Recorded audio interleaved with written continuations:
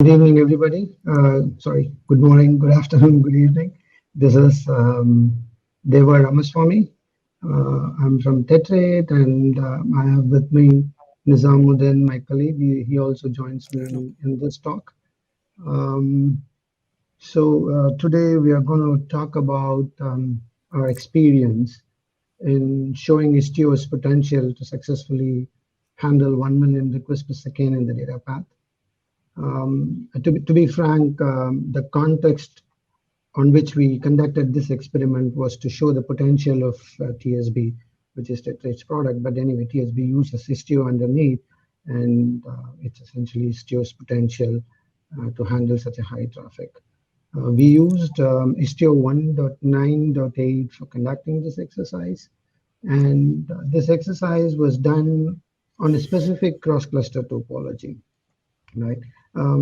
Leaving aside the specificities, the generality is not lost if we try to apply the same principles for any custom topology or configuration, right? When we carried out our experiment or the exercise from 0 RPS, at the minimum RPS, to 1 million, our journey was fraught with so many hurdles, right? In terms of connection handling, in terms of distribution of the load balancing essentially, and the resource requirements and all of that, right? Okay, again, this exercise is primarily to do with the data plane and not around the control plane and the optimizations or the knobs for it, right? Control plane to handle such a huge high traffic rate and volume, that by itself is a big thing, and we noticed it in our exercise definitely. And the primary restraints or constraints from there is around the observability part. But anyway, we're not going to talk about it in this exercise today. And in this presentation, we wouldn't be, we use several APIs of Istio's and Envoy to do the tuning. We are not going to discuss about what API, we are not going to discuss about the details of the APIs. We assume that like everybody knows about, and we just talk about the API and how we tuned it, right? That's pretty much it around that. And sorry, there wouldn't be any demo. This is going to be a purely talk and presentation. Of course, when we did the exercise, it was a big one, and then it costed us a bomb. That's a different one, right? Yeah, that's about it. And let me go over. This is about it. So scaling 1 million RPS. And the agenda for today is this. I will hand it over to Nizam to talk about the initial stages of how we handle the minimalistic and then the 5,000 and 25,000 requests per second. And then I'll take it again over from Nizam to discuss like about the hurdles we faced when we tried to increase it further from 25,000 to 5,000 and above, right? And okay, on this whole thing, right? There are certain constraints and then context about what we are doing for this load testing. The load testing, the request would be in HTTP1 from the client end, and when a client makes a connection, it is left open. That's how that's one of the constraints of this whole thing, right? And this was a requirement from one of our prospects, and then we wanted to try that out. So HTTP1 request will come, and then the connections are left open, and we increase the traffic by increasing the number of connections, roughly 1:5, which means that like for 500,000, it would mean 2.5 million connections open in the system, right? Kind of like test the load as well, right? In terms of connection handling, and the system should be geared to auto scale itself, right from few pods and nodes to all the way to handle 500,000 requests per second in as many pods as it could be, and it should be completely auto scalable. It's nothing like pre-scaled or whatever manual intervention. Expectation of this whole exercise, yeah, we should prove that the system is capable of handling 500,000 requests per second, and show that the same arrangement and setup, it could easily smoothly scale to 1 million. Right? Prove, right? It's more like give the confidence, right? And latency, the average latency, the median latency has to be within certain range, very reasonable range, and then the tail, which is the 95% and 99% of it, has to be within 500% mark of the average or medium lit, and that's a hard requirement that the tail has to be within 500%. And yeah, as I said before, the system should be capable of handling very humongous number of connections, right? Okay, and this is the topology at a very high level. As I said, HTTP1 connection will come from the client. We use Locus as the client here, and then it will hit the Ingress gateway of cluster A. Cluster A, the Ingress gateway exposes itself as a load balancer service. And then for the cross-cluster communication in cluster B, again, it exposes itself as a load balancer service, right? That's about the overview on the context of this 1 million RPS setup. And over to you, Nizam. Thank you, Deva. Hello, everyone. Like my colleague explained, for this test, we are using two Kubernetes clusters, cluster A and cluster B, and each one of them is running a dedicated Istio 1.9.8 control plane. Here, we are running a Go-based application consisting of two services, user and product. Cluster A is running user service and cluster B is running product service, and both the services are exposed via Ingress gateway. In cluster A, we have created one service entry for the product service that is running in cluster B. So here we are using Locust for HTTP1 traffic generation. It generates connection oriented traffic. I'll explain it later in more detail. So in this topology from Locust, HTTP1 traffic enters cluster A through the Ingress Envoy gateway, and it is routed to either user service of cluster A or to the product service of cluster B. Depending on the request, user service would either make an HTTP 1 call to the product service of cluster B or give a direct response. Traffic hits product service in cluster B through the Istio Ingress Envoy gateway. As part of tools used, we are using Locust. It's an open source load testing tool. It provides observability data like median response time, P95 latency, and the errors. So how Locust works here? It makes HTTP1 connections and leave it open for a long time. In Locust, we increase load in terms of users. A user is equivalent to an HTTP1 connection here. In terms of request generation, a user is likely to send one request in every 5 seconds. It means that to send one request per second, that is 1 RPS, 5 HTTP1 connections have to be established. So why we are doing this maths here? Because our target is to run a 500,000 RPS system. That makes around 2.5 million HTTP1 connections. And we are going to handle those connections. Except Locust, we are using an internal Go-based REST application that is consisting of user and product service to serve the HTTP1 cross cluster traffic. So now we are running a minimalistic use case that is targeted for 1000 RPS. So here our target was to get stats for single pod use case for all the services so that we could test the limits of the system in terms of throughput and the latency. So here, as shown in Locust graph, as we increase the users to around 4000, that is approximately 700 RPS, we noticed that latency started to increase and it had significant variations over time. So here are the few things that we quickly discovered to study the graph of our minimalistic use case and to increase the throughput. So first change is to tune the sidecar concurrency. By default, Envoy sidecar runs with concurrency value 2. It means it runs with 2 worker threads only. In this test case, application containers were thin and increasing sidecar concurrency to some higher value, it improved the throughput a lot. First, we set it to a value 6. Then we realized that it was consuming more CPU. Then after experimenting a little, we settled it with a value of 4. Second change in this course is to reduce the trace sampling rate. Uh, Default trace sampling rate is 1%. With this high traffic exercise, this default 1% sampling rate was an overkill. So we reduce it to 0.01% only. And the third change and the most important change was to upgrade the HTTP1 traffic to HTTP2.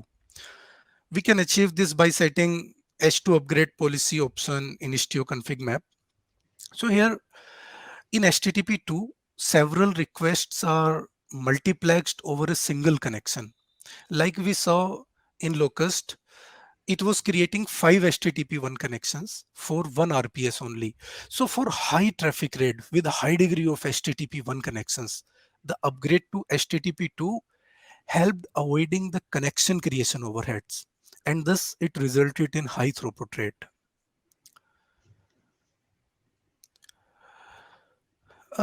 After applying these changes, we reran the test, and this time we were able to see a smooth graph for 1000 RPS.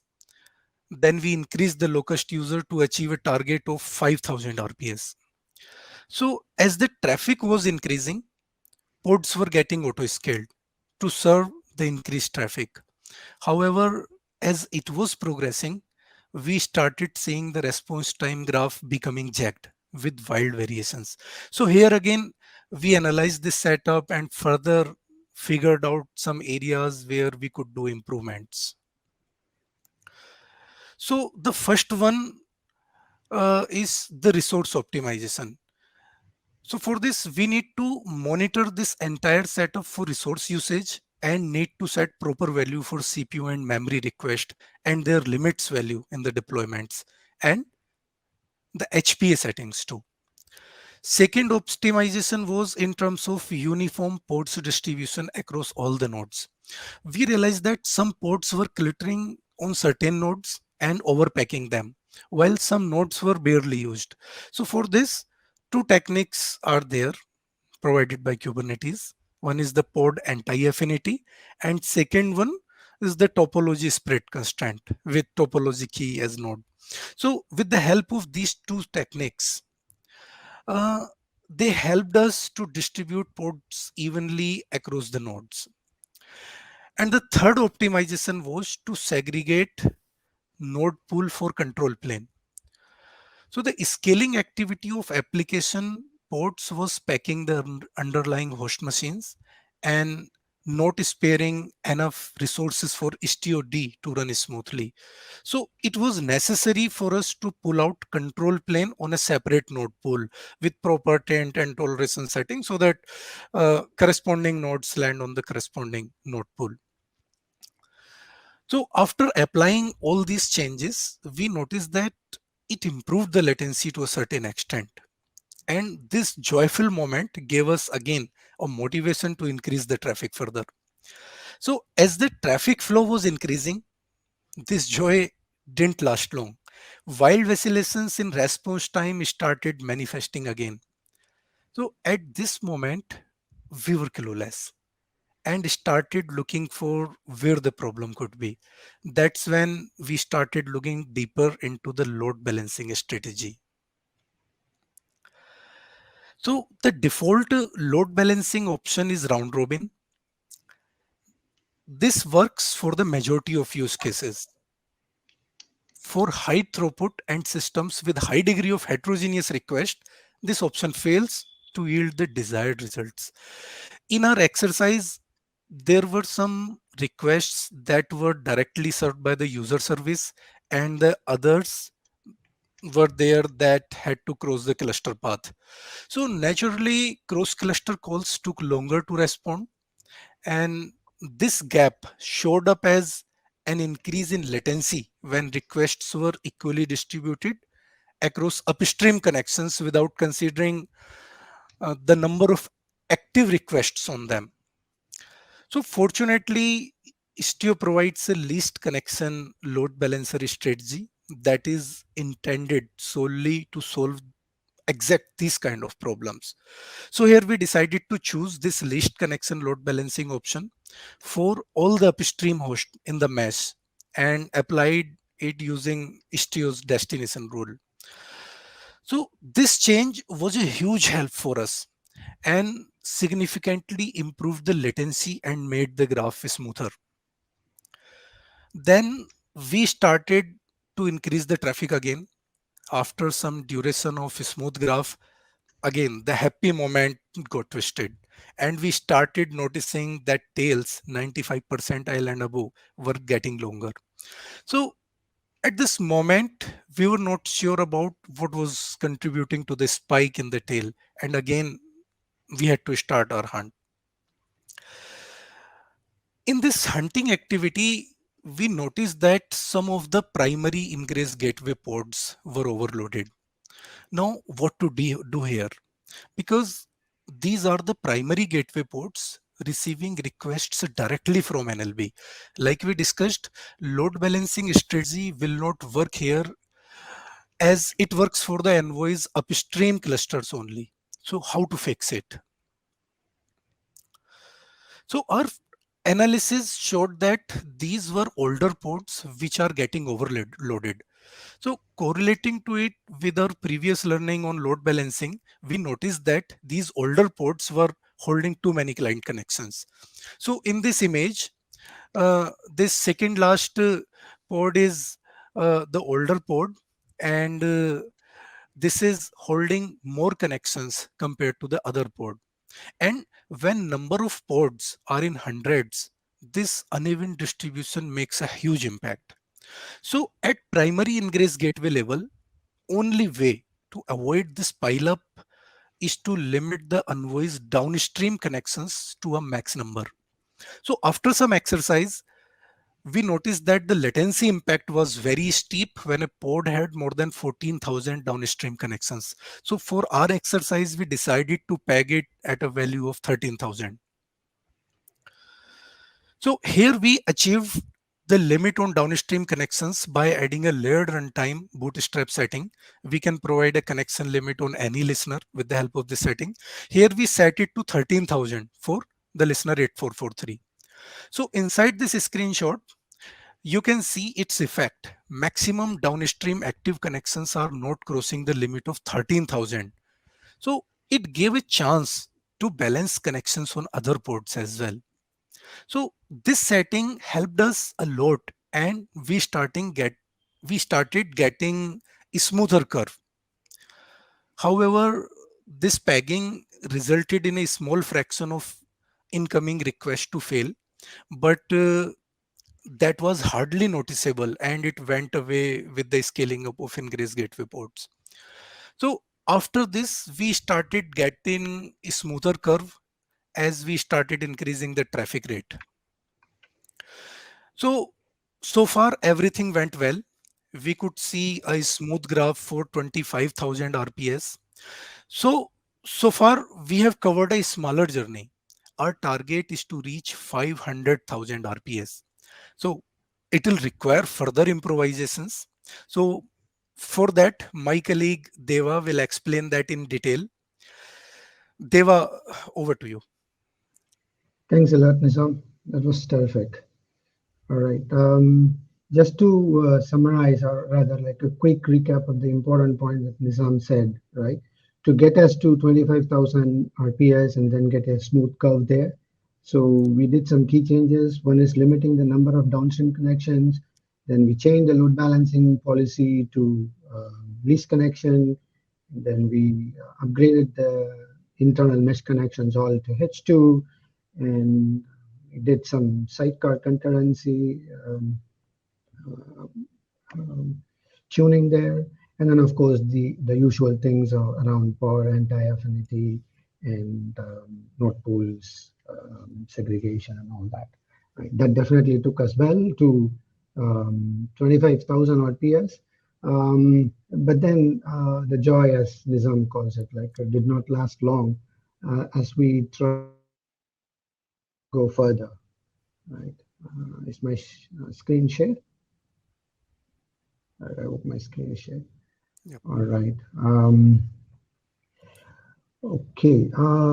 So when we try to increase further the load, right, as we try to continue to increase the load, we again saw that the graph started losing it being flat and smooth, and then there were like a lot of ripples and fluctuations in the response time. Especially the average response time was still okay in most of the cases, but then the tail started building up, and then we wanted to know what the underlying reason could be, right? And we briefly discussed about it, like around the sidecar concurrency tuning. We did not do much on the gateway ingress port concurrency. So we started looking into it, and obviously, like if you look at it at very high traffic rate, there will be more parts scheduled on a particular node, and then having the default concurrency for the gateways. In our case, it was either 16 or 32, which was a number of cores in the node. And it did not simply make sense because there are too many pods scheduled, and then there is no way such a level of parallelization can be obtained, right? So that was certainly something that we needed to tune. And the other thing is that like we upgraded all internal connections to H2. Remember that ANOA establishes the H2 connections upfront, right? So if an incoming request lands on the thread, a connection is established already. So if you think that like there are, like, say for example, just a math, if there are 100 ingress gateway pods and then say 100 or 200 upstream connections, and then if there are 32 threads on each of the ingress pods, like we are talking about something like 600,000 plus client connections overall, right?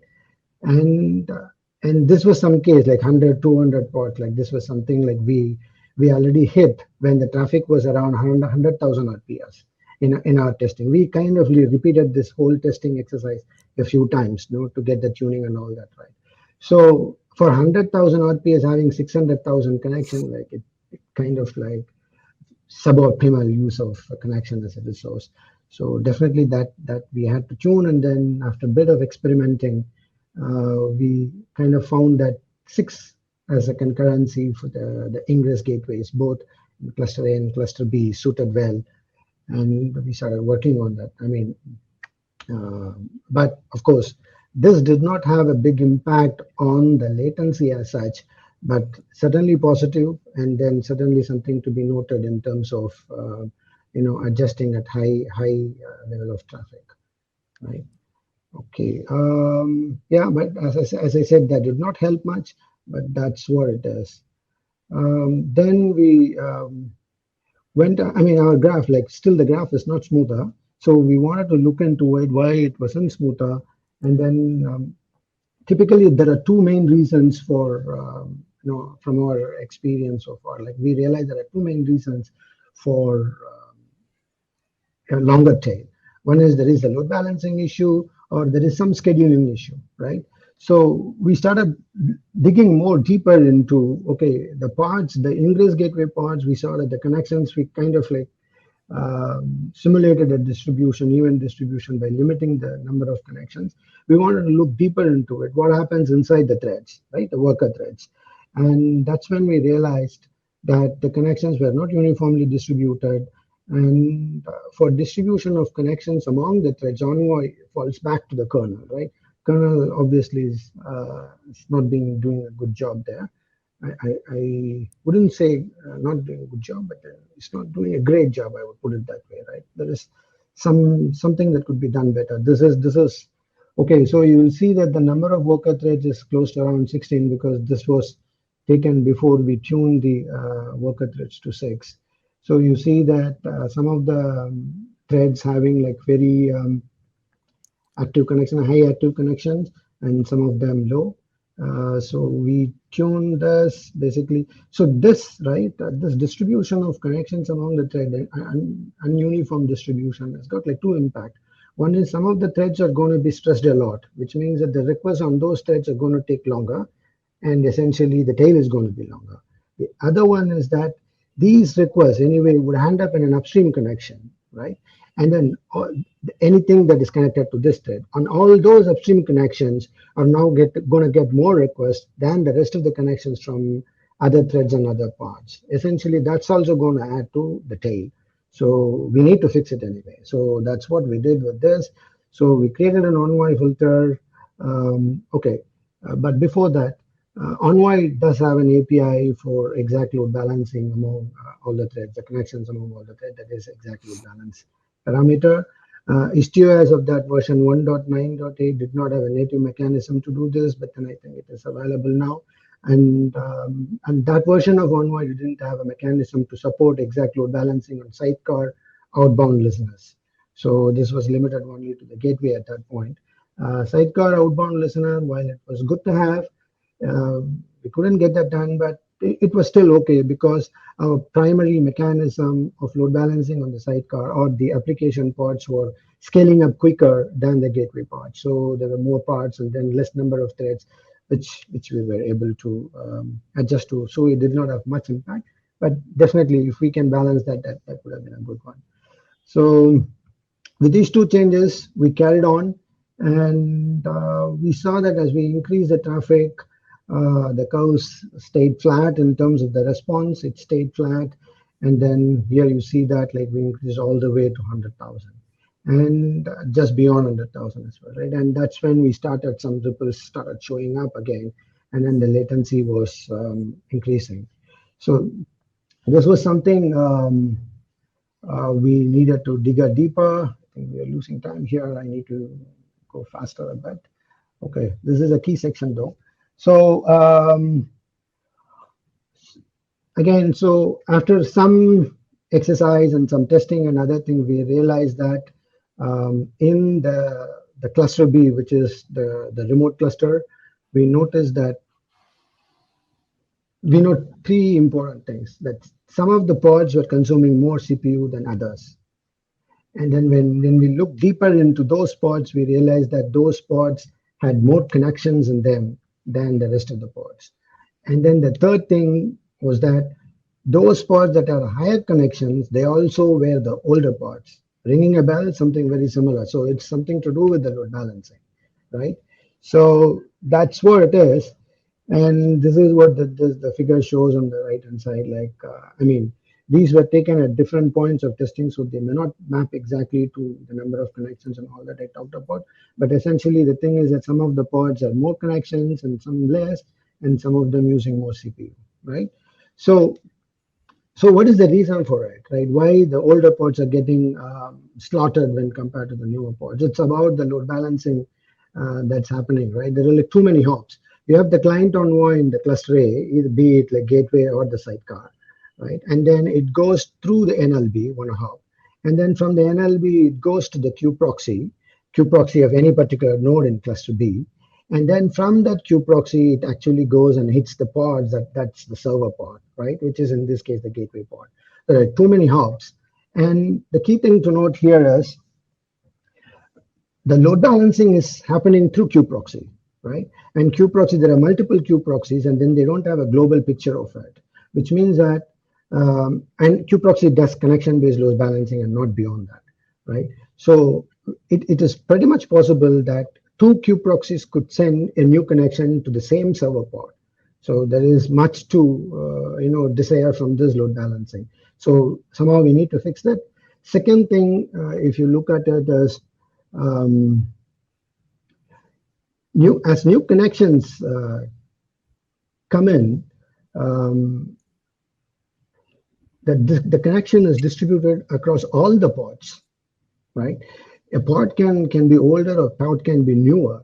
Old pod already would have some connections in it, but despite that, the Q proxy is not going to take that into consideration. In a new connection, it's going to again distribute it to all the pods. Here, remember, like we are talking about millions of connections here, and then they would have to be distributed uniformly, right? Or at least like cross cluster, hundreds and thousands of connections. They would have to be. So that's not going to happen. That's the second point. And the third problem is that from the client envoy perspective, it is only the NLB IP that is visible. There is not much to do in terms of one IP load balancing, right? And the key problem with that is a new connection will not be created if a new server pod comes up. When a new server pod comes up, the client envoy would have no idea, and there is no load balancing at all. The server pod would just sit unless a new client pod comes up, a new connection is going to be created, in which case proxy might end that up in a new server pod, right? So it's a total mess in terms of cross-cluster endpoint discovery and load balancing. So what are the approaches? What are the ways to solve it? There are two main approaches here that we would suggest. One is the node port approach, and I'll come to the next one. In the node port approach, what you do, you expose the remote gateway service as a node port, in which case you will have, instead of one IP, you will have multiple IPs, and then the client envoy has multiple IPs to distribute the load. That's one thing. And to avoid the op, you can use the services, the remote gateway services, external traffic policy as local, in which case proxy would send it local. But then for this to work better, the remote gateway pods would have to be uniformly distributed. Right? Otherwise, it kind of creates the same problem, right? And also, if a node is going to be auto-scaled, then that would mean that there will be fewer pods on it, and then there will be lesser connections landing on that, and that's something that's less desired anyway, right? So which means that if it is possible, create a pre-scaled node pool for the gateway and use a node port, right? And another difficulty with this, I mean, this works, but this works like a charm, but then there is a difficulty around it, is that the node IPs have to be pre-discovered, and the node IPs should be reachable from the client gateway, right? These are the two constraints. And fortunately, the TSB setup that we had, TSB supported all this auto discovery and reachability and all that. So it worked like magic for this approach, worked like a magic for us, but it might not suit for every client, right? And the second approach is, of course, sticking to NLB, right? If you stick to NLB, you have all the problems that I told you about, the proxy and all that. But if you're going to stick to NLB, so how would we load balance the connection? The only way that we could do it is, remember, these are all H2 connections, and then once they are created, they're going to stay for long, right? They're going to stay there forever unless the pod disappears. So the only way that you could achieve in case of upgraded H2 connection is that to constantly keep closing the connection and recreating it, right? You would have to do it, ideally, you would have to do it from the client envoy side, because if you do it from the server side, there's going to be some error, but if you do it from the client envoy, there's going to be a drain, and then it will not result in any upstream errors. So ideally, if you do that, proxy will constantly keep load balancing it, and eventually it will load balance better. And we saw that happening.